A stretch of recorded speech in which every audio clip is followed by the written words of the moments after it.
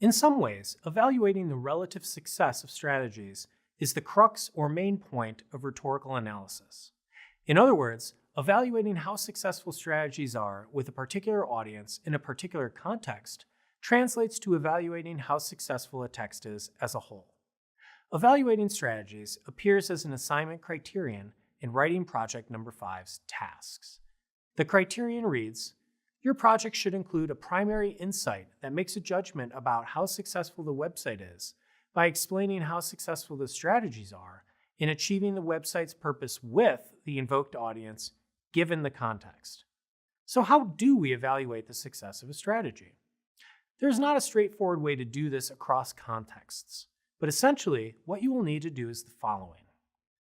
First, you will need to articulate the strategy, including how it is meant to support the purpose of the text.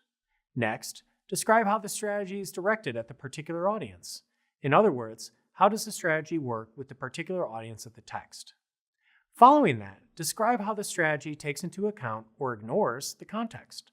Does the strategy make use of the medium, take kairos into account, and so forth? Finally, given the steps above, make a judgment on whether the strategy is likely to work. There are a few notes I should make here.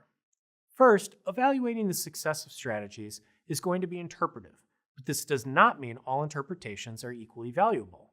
A good interpretation, a good analysis, is going to use text and reason to support any claims.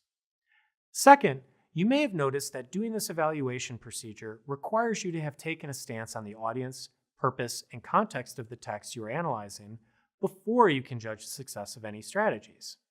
So, as you begin invention on a rhetorical analysis, identifying strategies can help you to open up a text and understand the other elements.